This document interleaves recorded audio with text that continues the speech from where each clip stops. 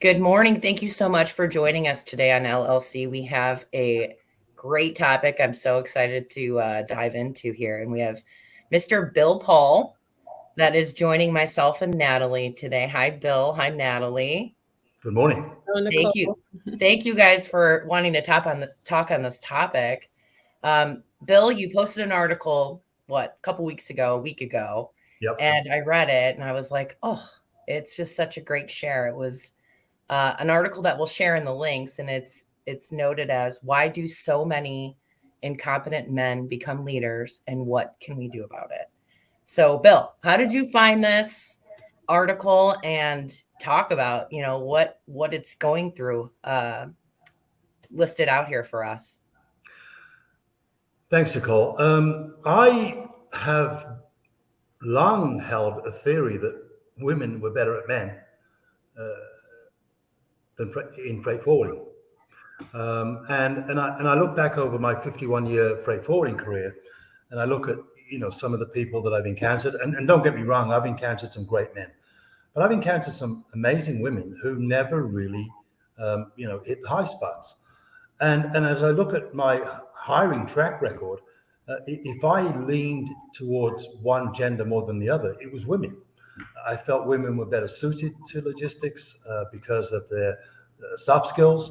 And so I started to read and research a whole lot more on that. And then I saw this amazing, very, very broad survey that was conducted that showed that women were vastly superior to men in the area of soft skills. In all of them, except for one, where men and women were equal. And then I thought, well, how can that continue to happen, that women are not getting, a fair shake when, they're vastly superior in the area of soft skills, which is something that you would think every company is looking at when they're hiring new employees. So I look for these articles a lot. There are people that obviously share those articles with me. And then this one came out, and there's obviously nothing tantalizing about the headline, right? Why do so many incompetent men become leaders? Very subtle. Yeah, right. Right. I think that's going to grab people's attention. It certainly grabbed mine, and I hope it grabbed a lot of people's attention. So, why do so many incompetent men become leaders? Well, it turns out that more men than women are not as good as they think they are. Men tend to be somewhat immodest and boastful, and tend to have a feeling that they're better than they actually are, and that's not a common trait amongst women. So that's kind of the lead in there is that men have a much higher opinion of themselves than women have of themselves. Does that make sense? Yes. Yeah. Yes. And it went in to say like this. I highlighted some things because there's just like statements in here that pop out to me. And we were talking about like we fall into this because there's just things like you said, it's just centuries and it's our society. Yep. And so it's one of those concepts of how are we able to change that and have a different perspective. And I think it's like conversations like this and articles like this where I'm sure both of you and I have, reading some of this stuff, I was like guilty. Like I'm guilty as a female for doing some of this stuff. And that, I'll let you continue to talk on it, but this concept of being charismatic, which comes off as confidence, doesn't show competence. Right. Great. It's a great point to pick up on because it appears that there's kind of an inability to distinguish between confidence and competence, right? And that's where people, good people think they are. It's how people think they are versus how they actually are, right? So, competence versus confidence. So, you have a lot of confident people who think they're really, really good, and they're not as good as they think they are. And so, confidence is something that people fall into. Look, Tony Robbins has made billions of dollars, teaching people to be more confident. But does it necessarily make them more competent? Mm-hmm. And I would argue that it doesn't. Nothing against Tony Robbins and what Tony Robbins does and has done, but making people more confident without making them more competent seems to be kind of a waste of time. And then, and you alluded to this, Nicole, we fall in love with charisma, right? These charismatic characters, and I think perhaps in our pre-discussion you had mentioned, or somebody else had mentioned to me, the Angela Merkel story, right? Angela Merkel, arguably one of the most one of the best leaders in the free world that we've seen in perhaps centuries, right? But Angela Merkel, who was the Prime Minister of Germany, is a woman who wakes up, has breakfast with her husband,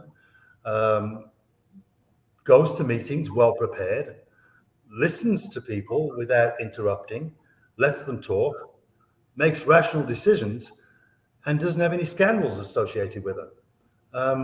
Now, if you go to Netflix over the weekend looking for a great movie, and that's the trailer, you're probably going to skip right past it, right? And yet, how many leaders, and we won't name names, can we think of that are so opposite to that?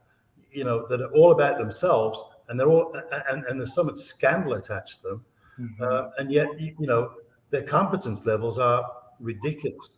And the followers that they get for those 10 and 15-minute intervals of being confident, coming out and exuding this confidence is crazy to me. And it's unfortunate. In reading this, I think about some of the leaders that either I've worked for or other people that I've heard about, and it does seem to fit what is being said here with this article. Think about it while you're in it until after you're out of it. Well, and I think it's with what you both mentioned, it's societal, right? You're being fed this narrative everywhere. So it's hard to kind of have that, outsider perspective when you're trying to identify when, this is the world that you live in. So there's like the side of, building up that confidence in the individual that, men typically have. I think it comes more naturally to them in most instances. But also society feeds into that narrative because we are attracted to that. So it's like that two-pronged. And that's what I found really interesting in the article of, it's one, recognizing it at the individual level of the person who is exuding that, confidence versus competence, but also checking yourself. Maybe if you're the interviewer, don't get trapped by, the glossy, the confidence or, the smooth talking, like really, analyze, are they competent and capable of doing this role? Did they answer those questions in a way that gives you assurance that they would be a good fit for this role in the culture that you're creating? So I think it's hard though, Nathalie. I mean, I think they tend to have, and I don't know, Bill, I'm sure you can, go on to this, but they tend to answer the questions right. So it's almost like a mask, is there and you don't see it. You kind of fall because all of the answers come off as, yeah, I can do this job. And yeah, I'm capable. And here's all of my background. And here's all the things that I've done. And woo, it comes out that way. And being a business owner myself, stepping into this, and I compete for, people to join our firm over different firms. I try to look at that and carry this. I still want to be charismatic because I do think that I do carry some of that, but at the same time, it's the authenticity of it, And so if I am even keeled with my authenticity, I think that makes a difference. But it's something as being a woman that I do look at and I do see and sometimes I get mad, I'll see some of these leaders and I'm like, how do they get all these people? And I am busting my butt to be open and transparent and, respectful. And it's more of a struggle for people to almost buy into the female leadership just because of the society concept, Yeah. Great points. I think we need to have another session on how to interview properly. That would be awesome. The questions we need to ask. Yes. Go back a little bit. Nathalie, something that you said about societal, and I'm not going to say this, but I'm going to throw it back at you. But when you see and hear about a really really confident guy, people tend to go, wow, this dude is awesome, right? When you see and hear about a really, really confident woman, right? There's a word. Yeah. I'm not going to use that word. Mm-hmm. I don't use that word. Yeah. Yep. That's associated with women that have that confidence, right? Absolutely. And again, horrendously societal, but to your point, Nicole, it's about being your authentic self, right? There's nothing wrong with charisma, so long as there's some substance to go with it. Sure.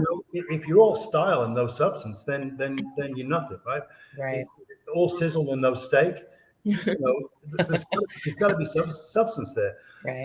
And you said something that really resonates with me, is about being your authentic self, right? Be who you are, not what somebody else wants you to be or expects you to be. Be who you are. But this is the challenge today for women is to not come across as I'm not going to use the word, but to come across as competent and not be then labeled because they're being confident, which men do all the time. and men arguably are much better BSers than women, right? Men always seem to be able to come up with the right answers at the right time, and then they're making it up as they go along, right? It's again oftentimes lacking in substance, but they're saying what people want to hear, and I think women don't do that. I think women are way more direct and way more honest about in their responses. I just think that's the thing. We've got to be very careful about the allure of narcissism, right? Because that's many people are very narcissistic, and I would say that we all have a little bit of that in ourselves, but we have to be very careful about the allure of narcissism, because that's something that comes into play, and we've got to be careful not to buy into that and not to subscribe to that. And so I'm going to ask the question, and then I'm going to throw it back to you, and then I'd like to give my opinion on it. But how do we stop incompetent men from becoming leaders? It's a great question. It is a great question. How do we stop incompetent men from becoming leaders? Yeah.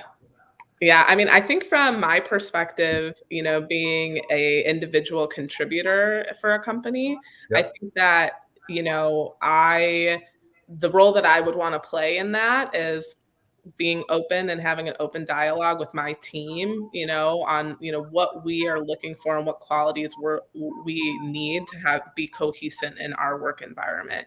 What works for us, what processes work, and, what are going to be the character traits that are going to help push us forward, into hitting our goals. And whoever that ends up being, male, female, that does not matter. As long as we are all collectively aligned and that on what we're looking for. And so I think from my perspective, that's going to be a voice that I would want to have, is just being vocal on, I'm showing up every day as that contributor. These are the qualities that will really help me succeed. Great answer. And I think, you probably do a great job at hiring, because you're probably, trying to hire the best person for the job. Be it male or female. I think Nicole alluded to that earlier. Can we just hire the best person for the job and not worry about their gender? Can we just get that out of the way? And just hire the best person for the job? And how are we going to do that? And look, I'm not saying that now we should flip the script and we should start, ensuring that a lot of incompetent women become leaders. And I'm not saying that every man who becomes a leader is incompetent. I'm just saying, let's be a lot more careful than we perhaps have been in the past. And Nathalie, to your point, in order to do that, what we've got to look for are the qualities, the traits, the characteristics, the skills, the attributes that the candidate has, because those are the things that really matter, right? And I think then we're talking, if you want to boil it down now to kind of 3 points, we're talking about competence, we're talking about humility, we're talking about integrity. Competence, humility, and integrity. And if we did a survey now or a poll of some sort and said, who scores better in those 3 areas, if we're just making this about men or women, who scores better in the areas of competence, humility, and integrity? And I think the kind of results we would see would probably lean heavily towards women scoring much higher than men in those areas. Okay, so that's good. So, but it also tells us this is an area where men need to get better, right? Where men need to get better, where men need to be more competent, to get better at what they do every day, and we all should be doing that. Male, female, doesn't matter. We should all be, trying to get better at what we do every day. Humility, probably the most important tool you can have in your bag, right? Is humility, right? Yeah. And integrity. I saw a quote once that said, integrity, if you have it, nothing else matters. And if you don't have it, nothing else matters. And that's one that you got to let that one marinate for a minute. Integrity, if you have it, nothing else matters. And if you don't have it, nothing else matters. I don't think integrity is something you can get. I think it's a trait, right? People have it or don't have it. So, in terms of how we solve this going forward, how we change things going forward, we've got to stop, any incompetent person from becoming a leader, and we've got to focus on their characteristics, on their traits, on the qualities, on their attitudes, and on their attributes and competence, integrity, humility. We've got to really, really focus on those things in order to get the right results, right? Yeah, I see a lot more women standing up and starting to step in as leaders. It's becoming more. Is it balanced? No. But I think it's from conversations like this. I mean, again, even just talking through these concepts and seeing ourselves, like that's always the hardest part for any individual, is to see our blind spots. Yep. And talk through them and really talk to ourselves about them. Like, wow, I can't believe I actually fall into this trap, or I act this way. And it's from hosting these types of conversations, and hopefully, with people listening and continually hearing these types of concepts coming out. I'm not saying it's going to make this insane wave and all of a sudden we're going to see this dramatic flip. But I think these types of dialogues make us do a little bit of self-reflection when we're in leadership roles. And for myself, one of the things that I tend to notice, and Nathalie, we've talked about this, is a lot of women don't feel ready. And they want to make sure that they have their whole notebook drafted out on everything they're going to do. And this is how they're going to operate. And this is how it looks, instead of just jumping in the pool sometimes. And so some of the female staff that I have adore. I mean, I'm equal, I would say, for sure. I would hope that my team would say that I treat everything equally.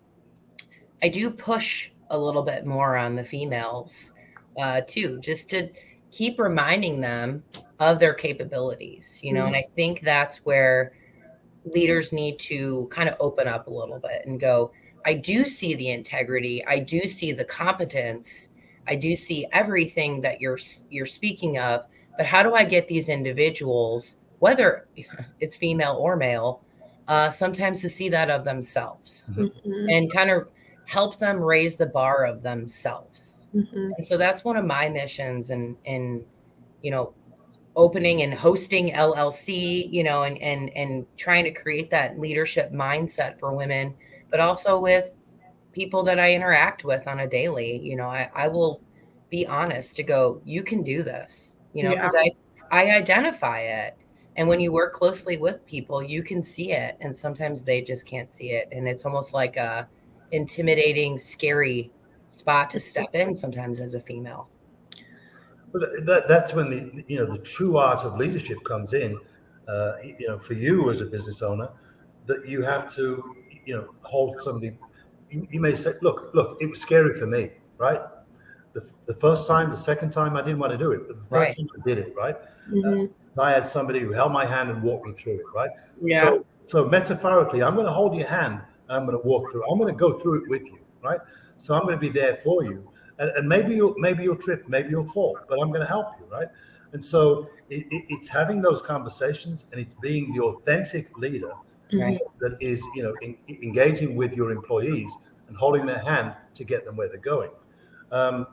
And there is a paradigm shift, and this is not going to happen overnight. But what I have observed in the last, let's say, 6 years that I got back into recruiting, what I have observed in the logistics industry is that we're seeing way more women decision makers than we ever saw in the past, right? Educated, bright, super sharp, and who do you think they want to do business with, right? They want to do, and let me tell you, they want to do business with other educated women. Because they don't buy into the narcissism, they don't buy into the BS, and they don't buy into the lack of integrity and the lack of humility that they see in a lot of guys, right? And so I think there's probably never been a better time to be a woman in sales than right now.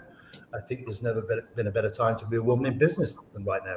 There will be better times, but as I see this shift now to women in leadership, women in decision-making roles, I see those women wanting to do business with other women for very obvious reasons. Because and I think it probably all comes back now to the integrity point, because women have way more integrity than men in general, right? And so, that's the appealing factor from a female decision maker's perspective, is they're going to say, you know what, the chances are this person is going to be a whole lot more honest with me than that person, right? And this person isn't coming here to talk about football, the weather, whatever it is, right? Because nobody has time for that anymore. I mean, every decision maker is super busy, and they want people to come to them with solutions. Right.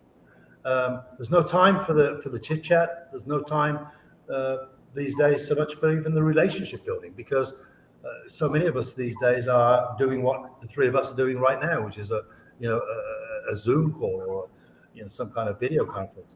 So we're not physically in front of the people anymore. But I see it. I see women coming into these leadership positions, coming into these decision-making roles. And I tell guys, you know what? You're going to need to adapt, because if you don't, you're going to struggle, because one day you'll be working for a woman. And that's going to be really, really tough if you haven't adapted the way that women have had to adapt along the way. And look, I don't want to paint a bleak picture and say that women have never had opportunities. I'm talking to two women who are very successful right now, and and I follow Nicole and frequently see other very, very successful women, and I love seeing it.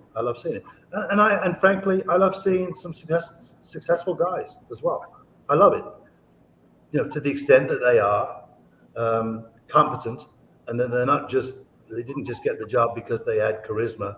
I want to see more Angela Merkels getting promoted than I want to see, I'm not going to name a politician, then I want to see certain politicians getting promoted who have that charisma, if you will. Bill, what are some things that, say you are hiring, and I know we could definitely have a show on that, but that you should look for, or should you look for as like warning signs that you're dealing with someone that falls into this type of leadership concept that we're talking about that's not authentic? Like, what do you suggest? I think it's all about interview preparation. We need to really thoroughly read the resume, right? And we need to do a little bit of research. I was working for a company that told me one day, we just hired a new GM, and they told me the name of the person. I said, did anybody interview the individual? And they go, oh, yeah, he was great. I go, okay. Did anybody ask him why he failed in his last 3 jobs? And he did fail in his last 3 jobs, by the way. He didn't quit. He didn't resign from any of them. He was fired from all 3 of them. did anybody ask about that? And they're like, no. Why? Why? So, you have to do your homework. You have to do some prep work. Look, we're a networking industry. We can find out about people, or we can just choose to believe what it says on their resume. And I think if we do that, we're falling into a trap that they want us to fall into. And I think we can't be afraid, even in this war for talent right now, the likes of which we have never, ever seen and would likely never see again. And so, instead of hiring MBAs, people are hiring WBAs, warm, breathing, and available. Start, right? And so, hiring standards are dropping. Yeah. Because and people don't want to ask the tough questions, and I get it. So you may have a manager who has been managing, let's say, a team of 10 people, and who has been used to delegating that work, and now the workload has doubled or tripled, and it's been hard to get people, and so that manager now he's kind of on the floor doing the work of the operator. And so when a candidate comes in, what they're seeing is somebody who can potentially take that work away from them to allow them to go back to being the true manager that they want to be. And so they avoid the tough questions. So they see, they see what everybody else sees. They see, 4 jobs in the last 7 years, but they don't really want to go there. They don't want to ask about that, There's no progression. It's just, the same kind of level of job, but 4 times in the last 7 years. But they think if they ask about that, they might scare the candidate away. Hey, scare the candidate away, right? And as tough, look, I'm a recruiter and I want to see the process move relatively quickly. But we have an expression in England, marry in haste, repent at your leisure. I think it's the same thing when it comes to hiring. If you hire hastily, you may regret that decision down the road. So it's about preparation. It's about the questions you ask. It's about asking around about the individual. Look, if they left this company 5 years ago, surely there's somebody there who would tell you something objective about that individual. You're not going to call HR because all they're going to do is confirm, the dates the person was employed.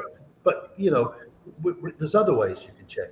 You can talk to the people they probably did business with. Talk to a trucker they did business with. Talk to an airline they did business with. Talk to a steamship line they did business with. Talk to an employee that used to work with them, right? And get some truth about it.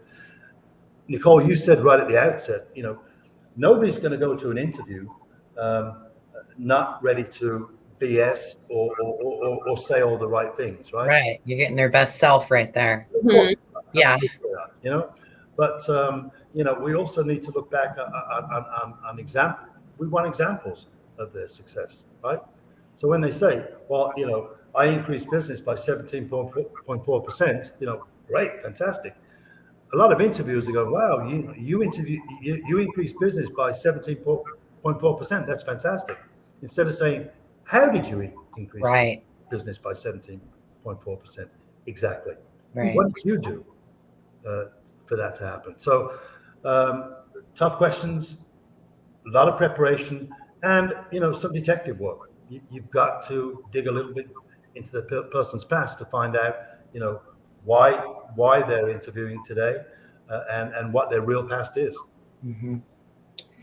Well, Bill, thank you so much for today. I mean, even just this article we can keep talking on, we're already right there at the time, but fantastic. And we're going to share this article, please. And then you've had some other great ones too. So if you can send me some of those links again. Yep. I'm going to include, several of those. So just to start letting people just let that sink in a little bit, plant those seeds, start thinking about it for yourself and your next hires. So Bill, appreciate it. It's been great chatting with you. It's been my pleasure. And what do I do with the hate mail? Once you've been sharing this for a while. I mean, I would think they've already found you, right? They have. Well, thank you for standing up on it. It's one of those great things that it's part of the world and we have to talk about it. Look, I am obviously a big fan of women, but I'm a fan of a lot of men as well. I just want to see a situation where the right person gets, to Nathalie's point, right? Can we just hire the right person for the job? That's all we're asking. That's all we're asking. All right. Well, thank you again. You guys have a So great great meeting you. You too. Thanks. Take care.